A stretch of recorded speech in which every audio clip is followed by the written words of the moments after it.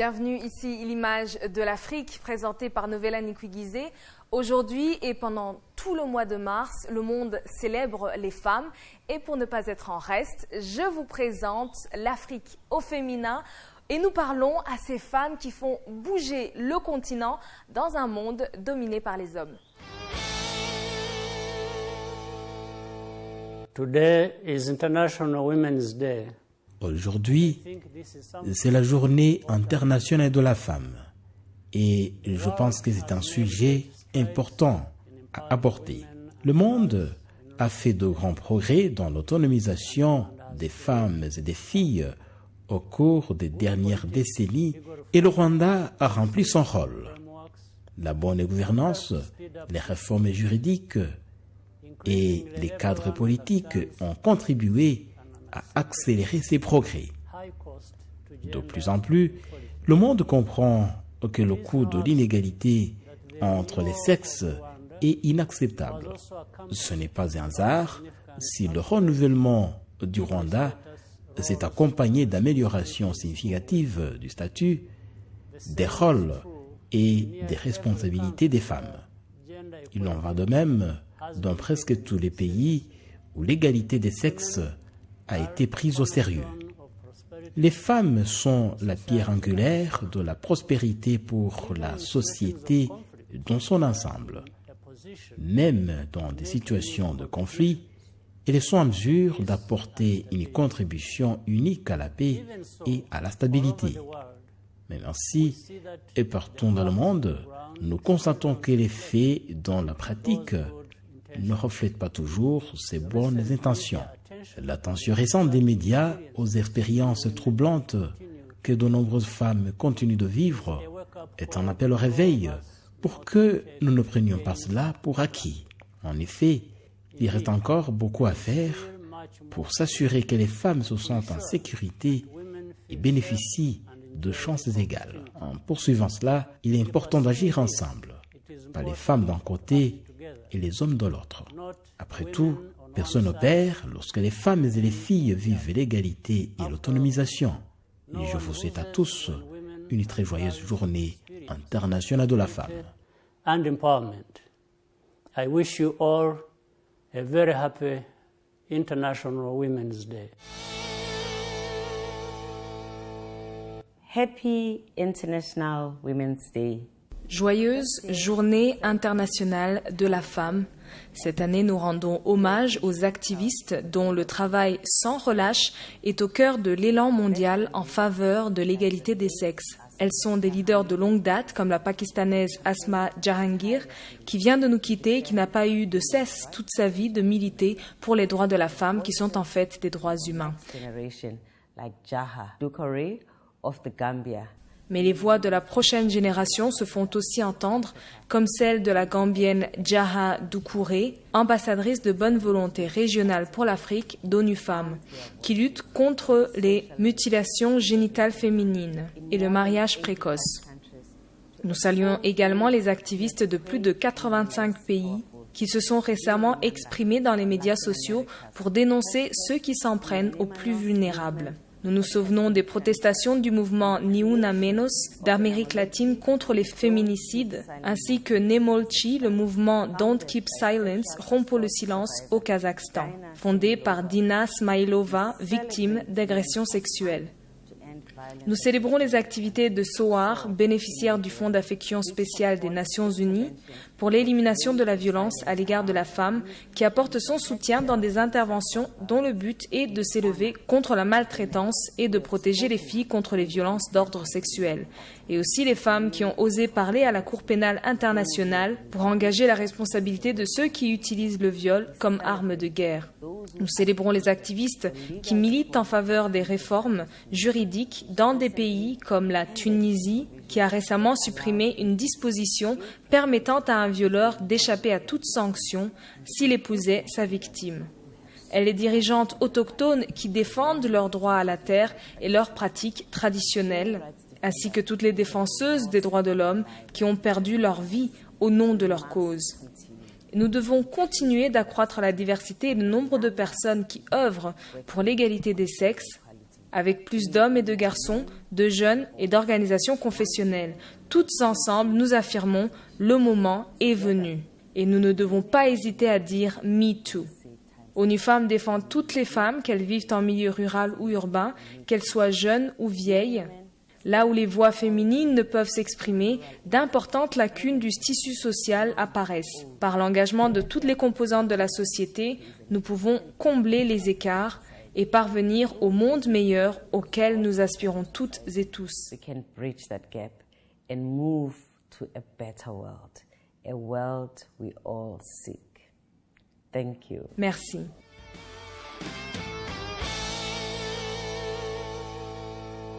Aujourd'hui, nous parlons de l'activisme au service de l'autonomisation des femmes. Chaque 8 mars, le monde célèbre la Journée internationale de la femme et le thème qui a été mis en avant par ONU Femmes cette année est « Le temps est proche, les activistes ruraux et urbains transforment la vie des femmes ». Nous parlons aujourd'hui à l'une de ces activistes. Carmen Niwigila est une figure du tourisme régional. Alors, Carmen, vous êtes expert dans le tourisme et aujourd'hui on parle d'activisme pour les femmes, pour promouvoir les femmes, surtout dans le secteur privé. À votre avis, qu'est-ce qu'il manque dans le secteur privé pour qu'on y voit plus de femmes et surtout à un haut niveau? Je parlerai peut-être de mon secteur, le secteur du tourisme, de l'hôtellerie en général.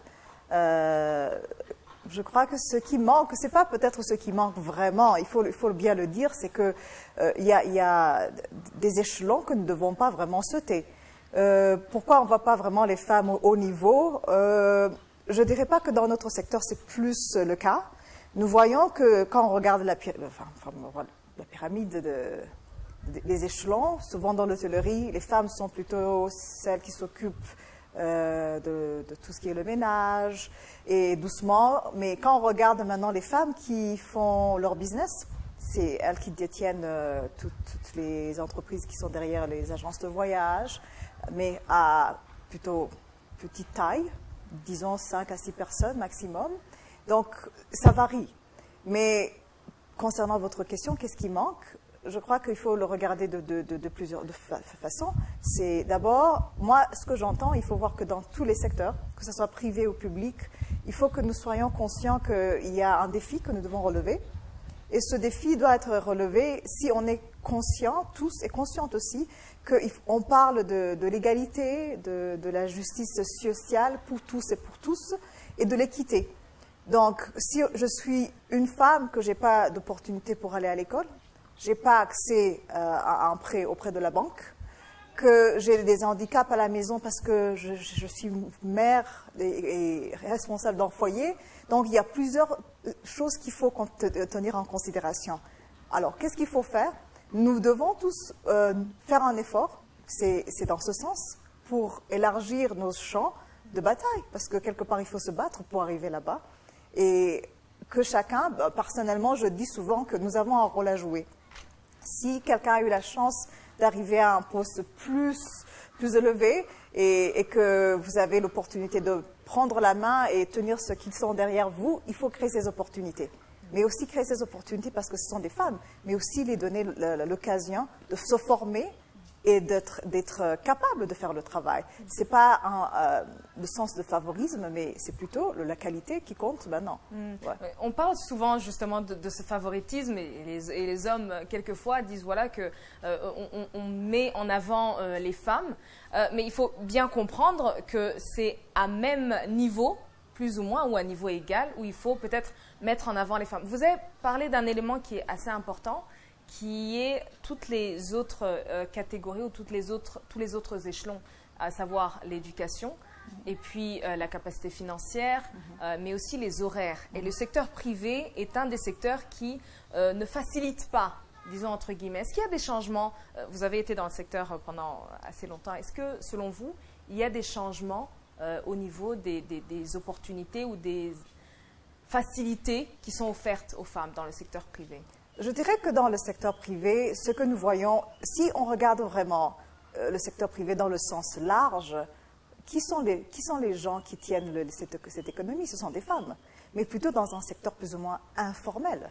informel. Alors, quand on travaille dans un secteur informel, il faut formaliser ce secteur. Et quand ça arrive à ce niveau, il faut, je dirais, une volonté et une vision politique. Il faut que la politique soit favorable pour relever ce défi. Je crois qu'on le voit en Afrique de l'Est. Nos politiques il y a quelques années, ont commencé vraiment à favoriser les femmes. Mais il faut aussi conscientiser, que nous soyons conscients qu'on ne peut pas attendre que les lois soient là et que nous ne fassions rien du tout. Je reviens là à la question souvent qu'on me pose. On me dit, mais vous, les femmes dans votre secteur du tourisme, vous avez l'opportunité de travailler, vous avez l'opportunité de prospérer. Je dis non, pas encore. Parce que souvent, si on regarde, j'ai travaillé quelques années, plus 9 ans dans le secteur de l'hôtellerie, j'ai vu qu'au niveau, le general manager, ceux qui gèrent les hôtels, c'était toujours des hommes, c'était un club des hommes.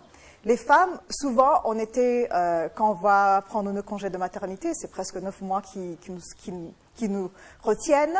Et après, on se rend compte qu'on a toujours cette peur d'avancer et d'oser dire « je prends le risque ». La politique, c'est bien, mais il faut qu'elle soit bien accompagnée par une volonté des femmes.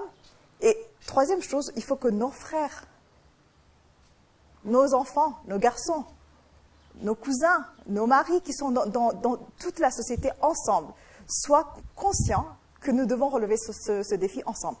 Et le secteur privé, la femme a toujours tenu un rôle très important, mais pas peut-être valorisé comme il faut.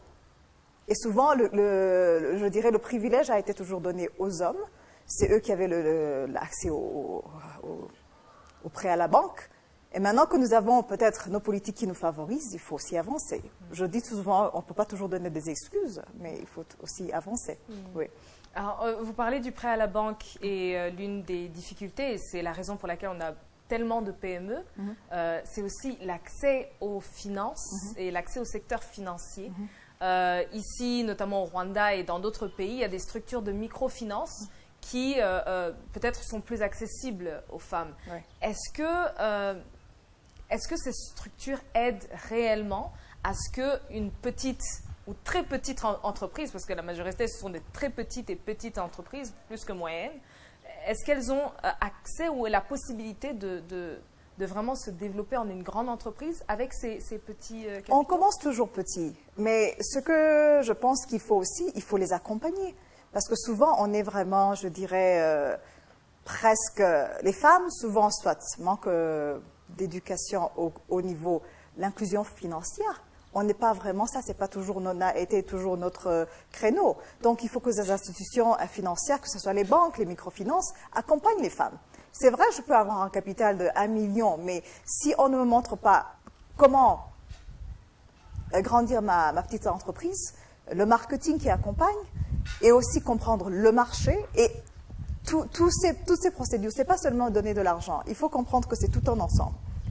Autre chose que nous devons aussi souligner, ces femmes, souvent, elles sont dans des difficultés parce que pour rêver et devenir la petite, la moyenne entreprise et grandir un jour, nous ne sommes pas vraiment... On ne peut pas toujours prendre des risques. Des femmes, on tient toujours... Est-ce que je peux continuer à payer les études de mes enfants? Est-ce que je peux continuer peut-être à subvenir aux besoins de ma famille? Et dans le monde rural, c'est pas toujours évident. Donc, souvent, nous restons vraiment à cet échelon et on n'avance pas. Et je l'ai vu beaucoup. Il y a des femmes qui se contentent d'avoir... une petite agence de voyage, elle dit, moi, je suis confortable. Au lieu de penser, est-ce que je peux ouvrir 2 ou 3 ou 4, elles disent, non, ça, c'est trop beaucoup pour moi, je ne suis pas capable.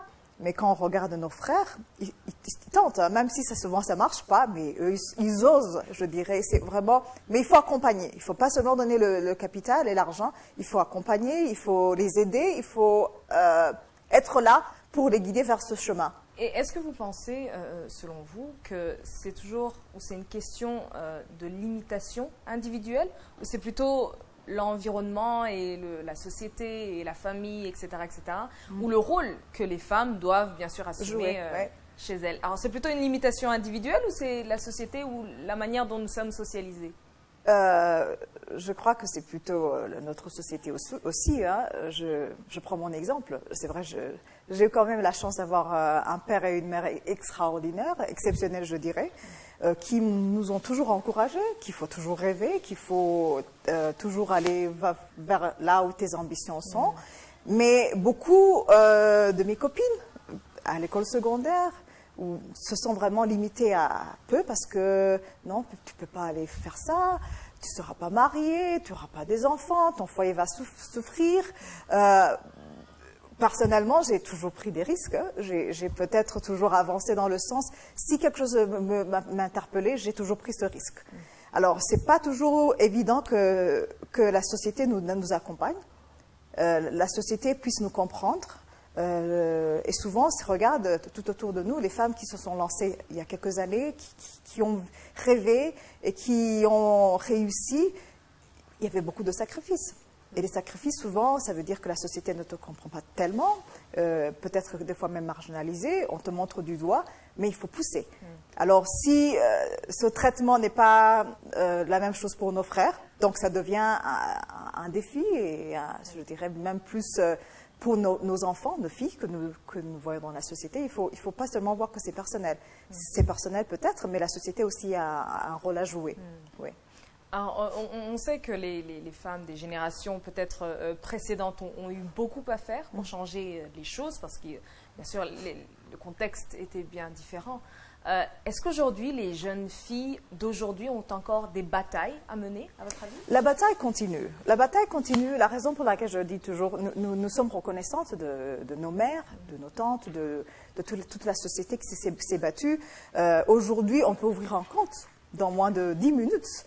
Aujourd'hui, je peux aller à la banque, demander un crédit sans que quelqu'un puisse faire une signature extraordinaire pour que je puisse avoir ce prêt à la banque. Oui, nous devons être reconnaissantes et vraiment reconnaissantes. Mais là où je dis que la bataille doit continuer, c'est que ce que maintenant nous battons, c'est le salaire. Je suis compétente, le même diplôme que mon frère qui est à côté de moi. Pourquoi est-ce que je gagnerais moins? Alors que peut-être des fois même je peux faire son travail mieux que lui. Ça, c'est quelque chose. Deuxième chose, pourquoi je dis qu'on ne doit pas s'asseoir et se dire qu'on a gagné? Parce que nos sœurs, nos filles, nos enfants, demain, ils seront interpellés à jouer un rôle plus, je dirais à porter un fardeau plus lourd. Parce que si je regarde les chiffres en Afrique de l'Est, les femmes, nous tenons vraiment l'économie de nos pays. Il faut que nous soyons conscientes que demain, nous serons interpellés à diriger nos pays, à être à la table pour décider le futur de nos enfants, le futur de notre continent, le futur sur les plusieurs façades de la vie, que ce soit au niveau politique, économique, social, climatique, tout. Nous serons interpellés. Donc maintenant, nous devons faire face à un autre défi où nous sommes appelés à être sur la table des décideurs et à penser plus que juste souvenir à nos besoins, avoir un poste politique ou être dirigeant dans une entreprise, c'est aller au-delà. C'est là vraiment où nous devons comprendre. Je suis sûre que nos sœurs, aujourd'hui, ne peuvent pas comprendre qu'il y a quelques années, nos mères ne pouvaient même pas avoir du travail. Alors là, pour eux, c'est un autre monde. Mais est-ce que demain, nous sommes prêts à faire face à ces difficultés ou à faire face, parce que si nous réclamons la place autour de la table des décideurs, nous sommes prêts à prendre des décisions qui vont changer le monde pour que nous ne soyons pas ici dans 30 ans, dans 40 ans, à avoir la même conversation. Oui. Alors, aujourd'hui, surtout en Afrique, je prends l'exemple de Boko Haram et d'autres pays où on voit une recrudescence de l'extrémisme religieux et qui nous fait un peu retourner en arrière au niveau de l'autonomisation des femmes, etc. Comment est-ce qu'il faut expliquer? Est-ce qu'on a réellement 2 pas en avant, 1 pas en arrière? Comment est-ce qu'il faut expliquer cet extrémisme ou ces recrudescences de ramener en fait cette bataille en arrière? Je crois que ce n'est pas seulement au point de vue religieux, mais aussi dans notre société normale. On fait quelques pas en avant, mais des fois on est en arrière. C'est pour cela que je dis que nous devons être conscientes que maintenant, nous sommes plus interpellés à jouer et à se battre sur plusieurs fronts. C'est pas seulement ce qu'on a vu même il y a quelques semaines ou il y a quelques jours au Nigeria avec les 100 filles encore. On parlait de Boko Haram il y a quelques années et que le gouvernement n'est même pas capable. Je ne crois pas que je suis en mesure de jouer le rôle de critiquer qui que ce soit, mais on le voit. Je donne un exemple. Pourquoi aujourd'hui, dans le monde rural, dans quelques pays en Afrique, on sacrifie une fille pour qu'elle reste à la maison et que son frère aille à l'école? C'est pas seulement religieux, c'est aussi culturel. C'est notre tissu social qu'il faut adapter. Au niveau, on le voit dans le cadre professionnel. Pourquoi nous, les femmes ou les filles, on ne donne pas l'occasion aux femmes ou aux filles de se prouver, d'avoir un test pour montrer qu'elles sont capables. Donc, nous devons jouer un rôle maintenant de plusieurs fronts. Nous devons comprendre que ce n'est pas seulement religieux, ce n'est pas seulement au niveau social, que ce n'est pas seulement au niveau professionnel ou dans le secteur privé. Le combat que nous devons mener maintenant va au-delà de tout ça. Donc, c'est vraiment dans ce sens que je pense qu'il faut aborder la question. Vous avez parlé plutôt de l'inégalité salariale et ça a fait un tollé il y a encore très peu, que ce soit dans les grandes compagnies, certaines compagnies des médias, etc. etc. On a encore cette inégalité salariale, on parle de quelquefois 50 à 70% selon les pays, c'est-à-dire que les femmes vont gagner presque la moitié ou maximum peut-être 70% de ce que gagnent leurs homologues masculins. Vous qui êtes dans le secteur, est-ce que c'est un problème de négociation de la part des femmes ou est-ce que c'est un problème des règles qui font que voilà, ceux qui vont un peu plus en avant, sont plus compétitifs, ont la possibilité d'avoir plus? Alors, je crois qu'il faut aborder ce point sur trois points. Il y a les pays comme, je ne sais pas si c'est la Suède ou le Danemark, où c'est vraiment c'est une décision politique.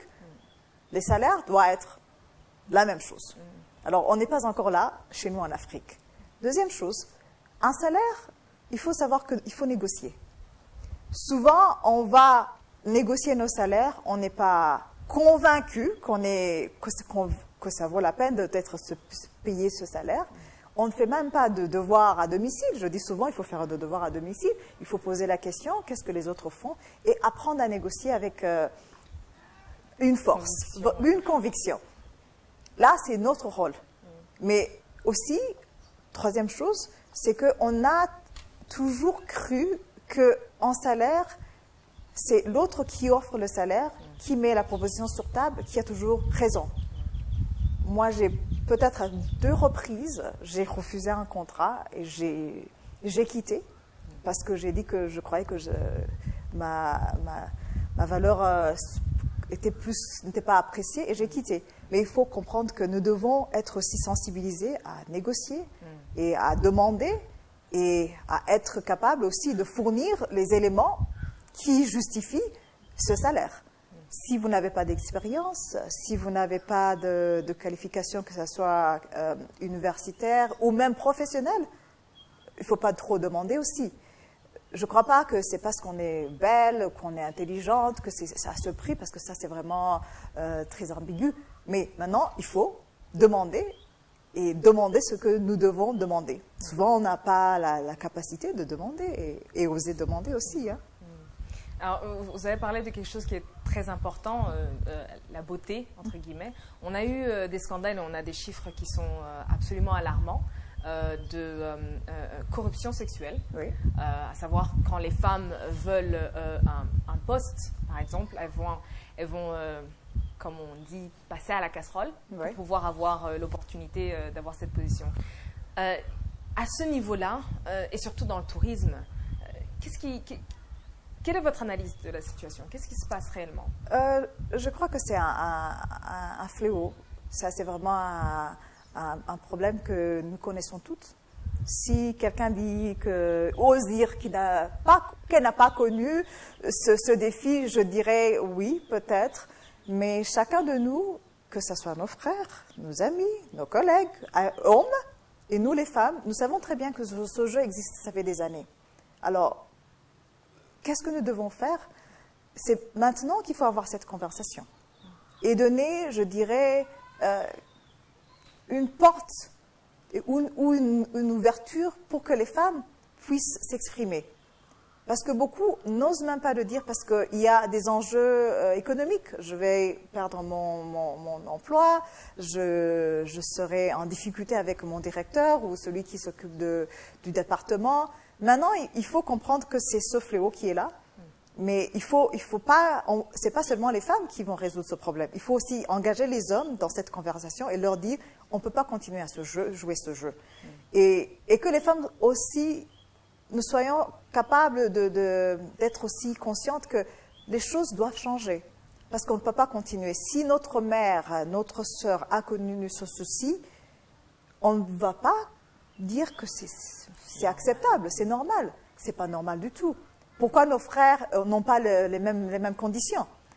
Nous ne pouvons pas continuer à jouer ce rôle. Mais aussi, les femmes, hein. Il faut aussi se critiquer. Hein. Ce n'est pas seulement dire que les hommes sont... Il y a des femmes qui jouent cette carte. Alors, quand on veut jouer cette carte, il faut bien accepter les conséquences. Et les conséquences, c'est que souvent, si nous ouvrons cette petite porte, ça donne un grand signal à nos frères, à nos directeurs, à nos collègues, que c'est acceptable. Donc, elle a accepté. Bien évidemment, toi, pourquoi pas? Et quand tu dis non, les gens vont dire, mais elle se prend pour qui celle-là? C'est vraiment, je crois que c'est des efforts collectifs. On ne peut pas faire ça tout seul, on a besoin de créer ces opportunités aussi. Oui. Et je pense que le mouvement MeToo qui a bien sûr fait tomber un certain nombre de dominos, non seulement dans le secteur du divertissement, mais aussi au niveau politique. On a eu des hauts dignitaires qui ont été arrêtés, on a des ONG, etc. etc. Est-ce qu'on a un mouvement peut-être similaire ici en Afrique? Parce que bon, le continent est resté quand même assez silencieux. Oui, je vais vous dire pourquoi ça a été très silencieux. Parce que les enjeux sont quand même assez importants. Hein. Pour nous, peut-être aussi, il y a ce côté de réputation, de dignité qu'il faut tenir en compte. Je doute fort que ce mouvement pouvait marcher dans un sens plus ou moins large africain. Ça, il faut que nous soyons sincères et honnêtes quand même. Mais ce que je crois que ce mouvement va nous aider, c'est avoir cette conversation quand même. Parce que ça nous a permis de discuter entre nous femmes et dire, voilà, j'ai connu ça. Je crois que j'ai entendu 2 ou 3 personnes qui m'ont dit que, voilà, ils ont subi ce genre de traitement. Malheureusement, le mouvement MeToo n'est pas seulement quelque chose que nous devons dire. Nous pouvons aussi trouver notre MeToo, hein, un peu à l'africain aussi. Peut-être notre façon de le faire, c'est pas d'aller sur les réseaux sociaux, à la télé, ou se lamenter, mais on peut peut-être faire un tissu social qui va permettre que nous puissions oser dire. Avant, il y a quelques années, on ne pouvait même pas parler de viol. Vous savez, donc on est arrivé quand même quelque part où quelqu'un peut dire « j'ai été violée ». Et même le viol marital, on en parle. Voilà, maintenant, on a ouvert un peu cette porte pour que les gens puissent canaliser ce genre d'abus. Voilà, je dirais que c'est vraiment un abus. Maintenant, peut-être on peut trouver notre MeToo qu'on peut contextualiser, trouver un chemin et que tous les partenaires, je dirais, que ce soit les maris et les femmes, les filles ou les hommes, puissent trouver vraiment un moyen de résoudre ce souci, parce que c'est quand même un grand souci. On ne doit pas dire que ça n'existe pas, et je crois que peut-être chez nous, dans nos sociétés, où c'est ce genre de...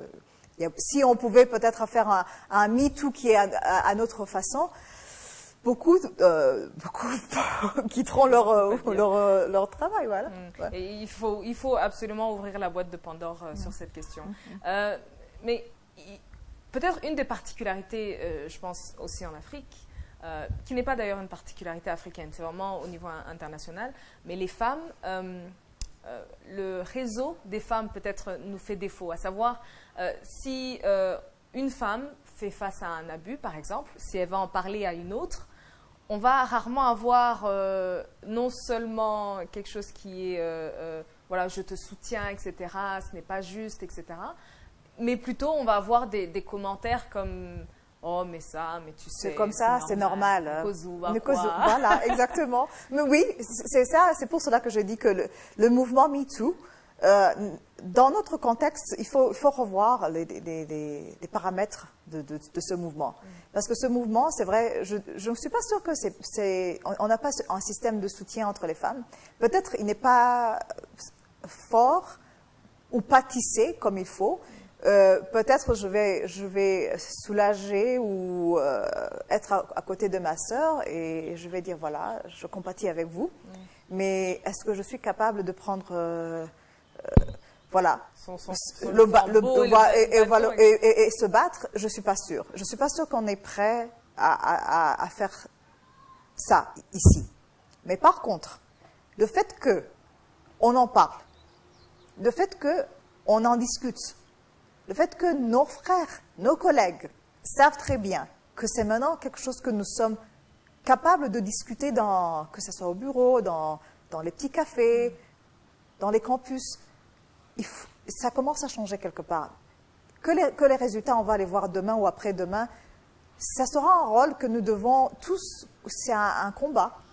Comme on s'est battu pour avoir le droit de voter, le droit d'avoir un prêt à la banque, à l'accès à l'éducation, tout ça, c'est comme j'ai bien commencé à le dire, nous menons plusieurs combats de front. Voilà, donc on pense qu'on a gagné ici et quelque part, on doit relever encore un autre défi. Voilà. Est-ce qu'il y a aussi cette peur, peut-être irrationnelle ou pas,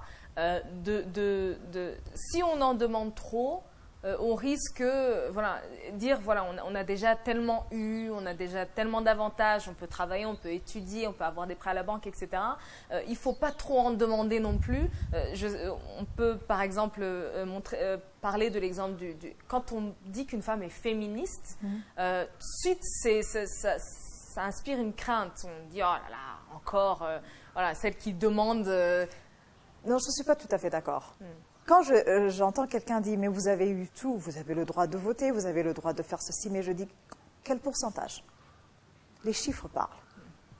Peut-être on est quelques-unes qui ont peut-être eu ce privilège. Je tiens toujours à le dire, c'est toujours un privilège. Mais dans le monde rural, je viens du Burundi, je sais très bien que dans le monde rural, les femmes n'ont pas accès à ça.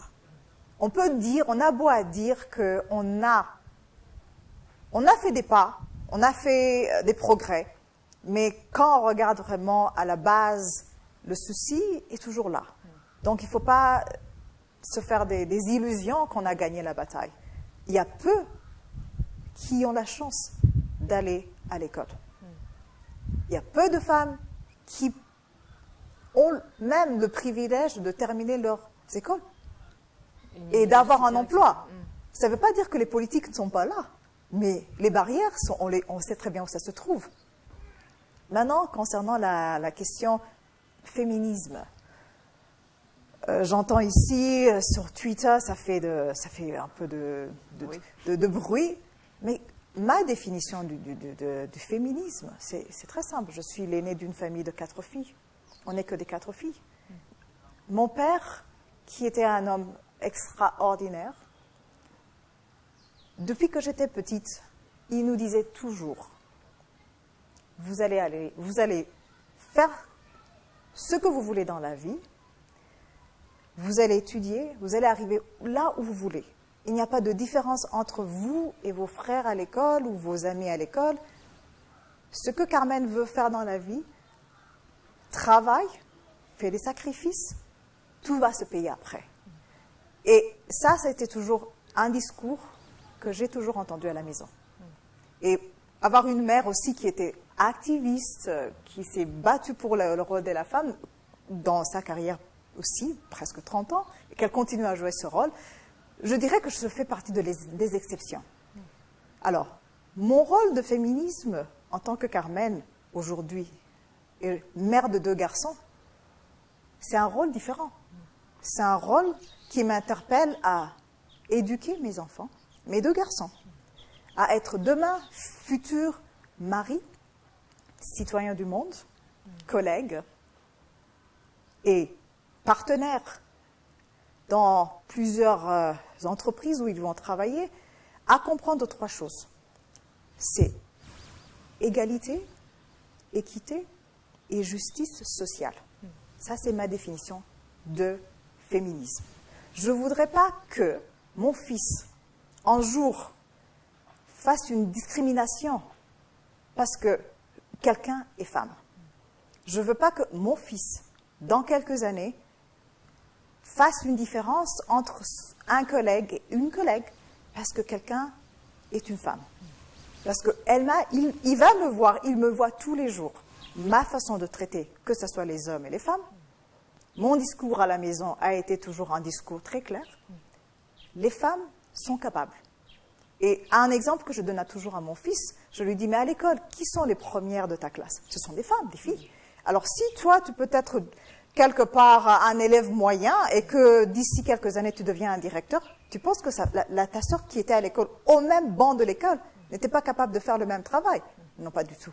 Alors, ceux qui font la polémique, vraiment la polémique entre le mot féminisme, qui est pour moi pas vraiment, il n'y a pas d'ambiguïté, c'est clair. C'est équité, justice sociale et égalité. Dans toutes les instances politiques, économiques, sociales, c'est là où je crois que ma définition du féminisme s'arrête. Merci beaucoup, ce sera le mot de la fin. Je pense que vous nous avez dressé un vrai portrait du féminisme et de l'activisme aujourd'hui. À très bientôt. Essayons de mieux comprendre l'entrepreneuriat au féminin et les défis qui y sont propres. Sylvie Maloukissa est PDG et cofondatrice de Manitech SARL. Après une brillante carrière dans les ressources humaines, elle s'est reconvertie vers l'entrepreneuriat et est aujourd'hui à la tête d'une entreprise qui fabrique de la confiture et livre en République démocratique du Congo. Elle nous explique son parcours et celui des femmes entrepreneurs en RDC et ailleurs en Afrique.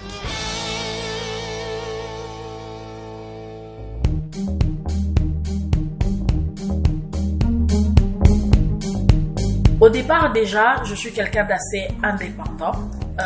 J'ai toujours voulu faire ce que j'aimais le plus et donc suivre ma passion et créer quelque chose d'exceptionnel. C'était pas forcément pour gagner de l'argent, mais c'était beaucoup plus pour pouvoir m'exprimer, pour pouvoir répondre à une question qui était simple dans ma tête. Pourquoi il n'existe pas ou il existe très peu d'industrie made in RDC créée par des Congolais, spécialement par des femmes. Et donc, ces deux besoins, ces deux passions se sont rencontrés et c'est ce qui m'a conduit à l'entrepreneuriat.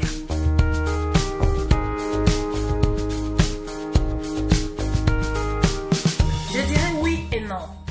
Oui, parce que aujourd'hui, dans le monde entier, en Afrique, et dans mon pays en particulier, la femme est toujours et encore sujette aux discriminations de tout genre.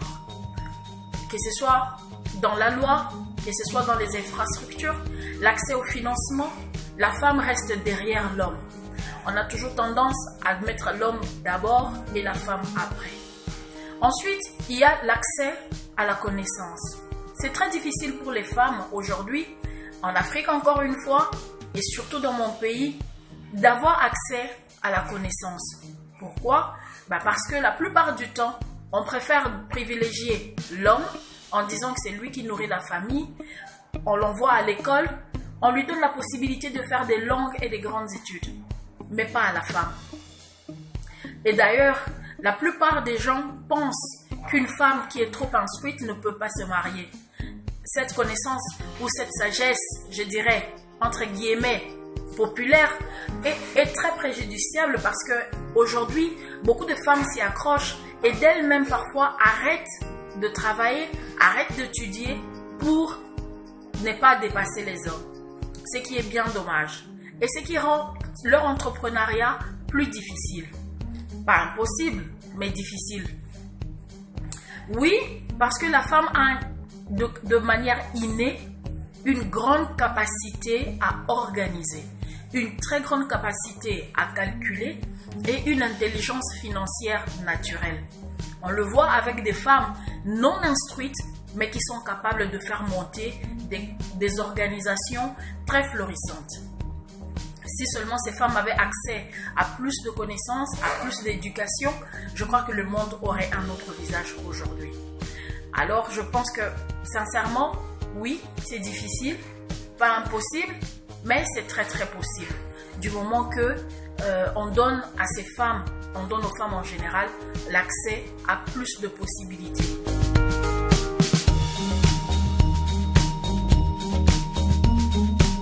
Alors, une idée de mon parcours.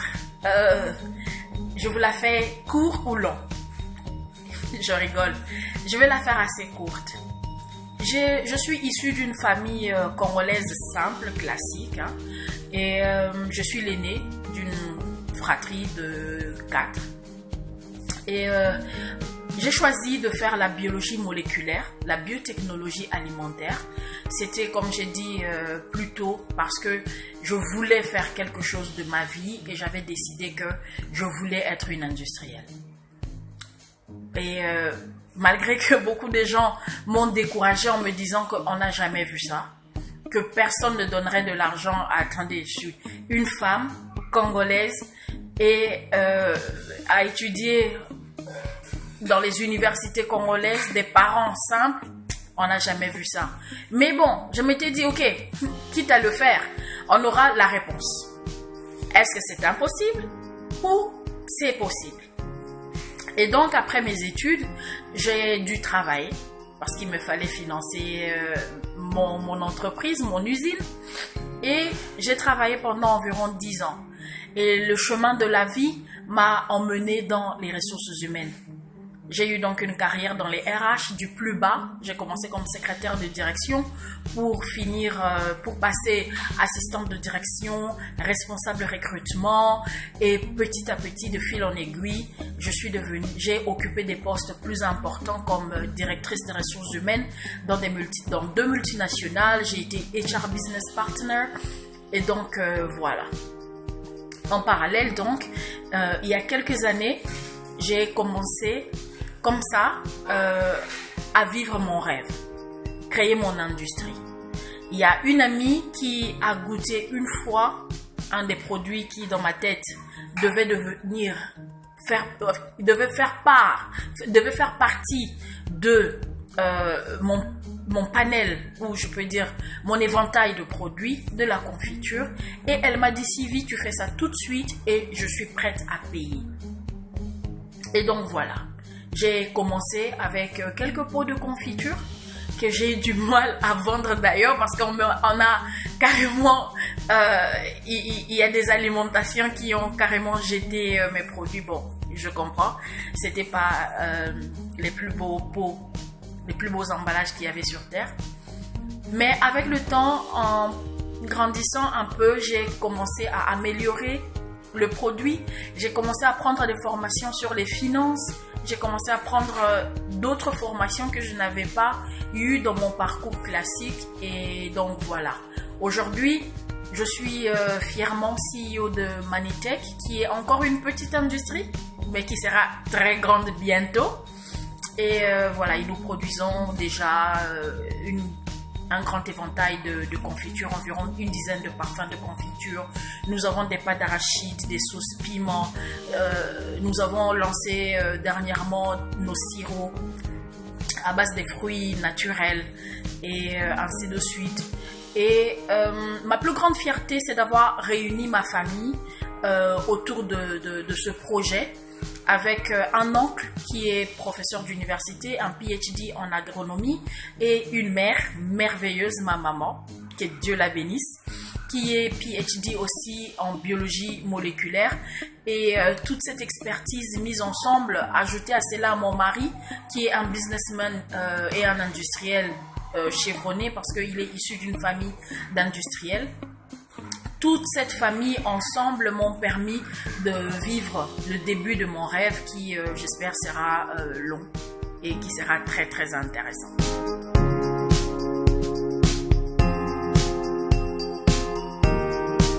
Déjà, une multinationale, je vous arrête tout de suite. Non, je ne veux pas être une multinationale.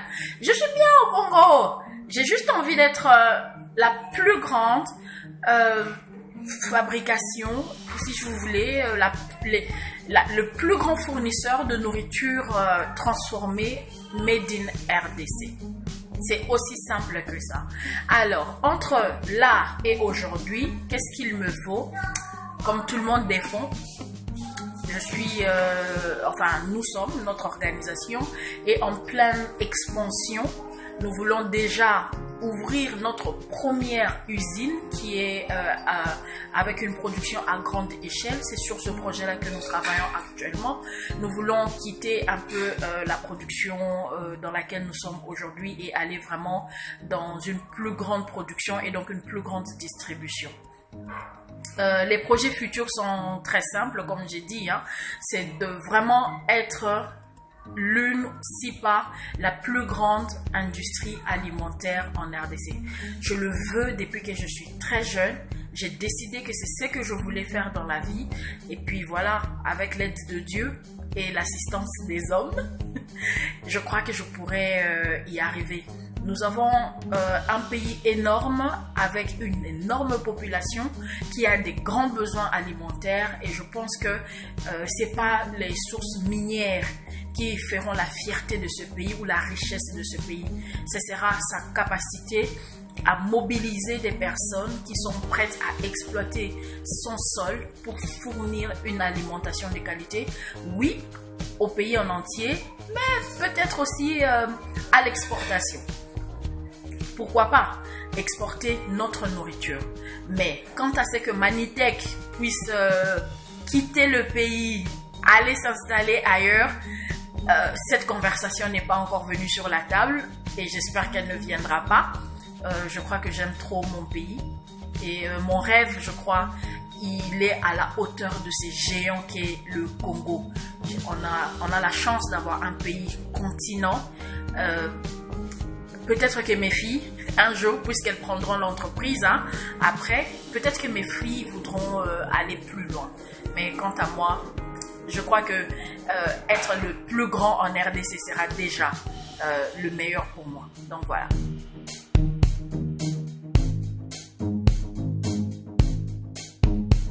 Alors, si je peux me permettre d'ajouter quelque chose, ce serait vraiment un message ou plutôt une pensée pour les décideurs en Afrique. On a tendance à négliger la femme rurale, la femme qui se débrouille. Généralement, nos business sont traités, désignés comme artisanales. C'est une façon de nous laisser là. Et malheureusement, beaucoup de femmes se gardent dans ce statut d'artisanat et d'artisanal.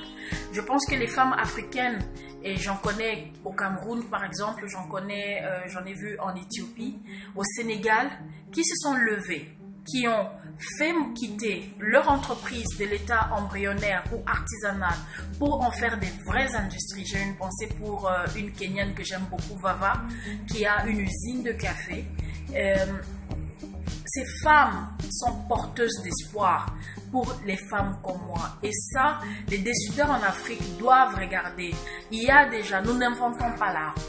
Il y a ces femmes qui l'ont fait. Il faut aider celles qui sont derrière. Parce qu'à la fin de la journée, ces femmes qui sont capables de nourrir leur foyer avec très peu de moyens, avec très peu de connaissances, peuvent faire des miracles lorsque le moyen est là et que la connaissance est à leur portée. J'encourage toutes les initiatives dans ce sens, dans le sens de former les femmes, dans le sens de donner plus d'autonomie à la femme, de donner des fonds à la femme, de seulement améliorer les infrastructures pour que les femmes puissent produire encore plus. Éduquer une femme, c'est éduquer toute une nation, mais une femme qui fait du business, c'est une femme qui soulève l'économie de son pays. Merci.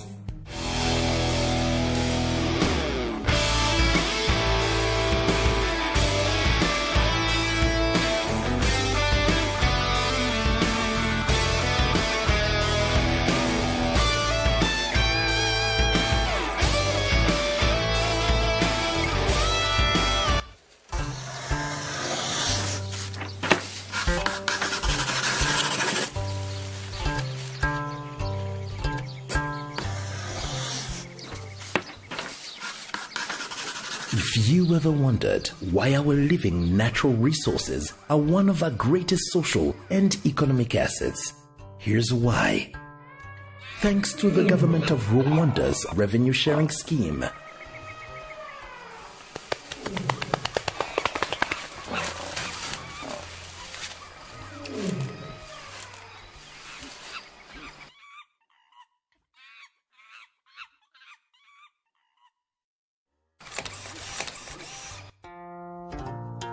% of all tourism revenue goes back to the communities around the parks. Located in the southwest corner of Rwanda, Nyungwe National Park is an untouched natural rainforest that is filled with exciting biodiversity. It is a 4 to 5 hours drive from Kigali City, the capital of Rwanda. Covering 1,019 square kilometers, Nyungwe is surely one of the world's most beautiful and pristine mountain rainforests. It's believed to be one of Africa's oldest forests, staying green even through the Ice Age, which explains its diversity. From 2005, the government of Rwanda recognized Nyungwe's potential for tourism and gave visitors a diverse offering. In the very same year, the government of Rwanda introduced the Tourism Revenue Sharing Program. This has helped Nyungwe National Park to significantly reduce poaching that had destroyed its spectacular biodiversity. Two ex-poachers share the experience. Imirimo y'ubuhigi niyo yari intunze mbere ya 2009. Muri 2009 haje kuza abayobozi bo muri RDB bashinzwe guhuza abaturage na parike. Inyamaswa twari twarazimaze baza kubona ko dukomeje gutyo zazacika burundu, baratwegera baratwigisha, inyigisho baduhaye ziradufasha, turahinduka, batwereka ibibi byo kwangiza parike, batwereka n'ibyiza byo kubungabunga parike. Ibyo byiza